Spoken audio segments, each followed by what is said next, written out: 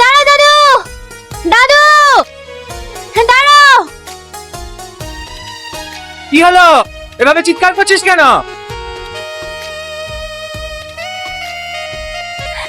আমার বলেকে টাকা পাঠাবো। কদিন আগেই তো টাকা পাঠালি। আমার বলে একটা চাকরি পরীক্ষা দিচ্ছে দাদু, ওর ভীষণ টাকার দরকার, এই টাকাগুলো পৌঁছে দিও।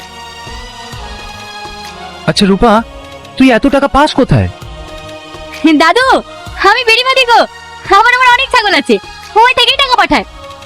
আমার বলে একটা কাজ পেয়ে গেলে আমার আর কোনো চিন্তা থাকবে না। পাগলি, তোর মা এখন কেমন আছে? ওই আগের মতোই আছে, চলাফেরা করতে পারে না। ও আসি রে, আমার আবার দেরি হয়ে যাচ্ছে। যে বড়ই নিষ্ঠুর, আজ তোর কারণে দুই নয়নে ঝরে চোখে জল। আজ আমাদের যাবি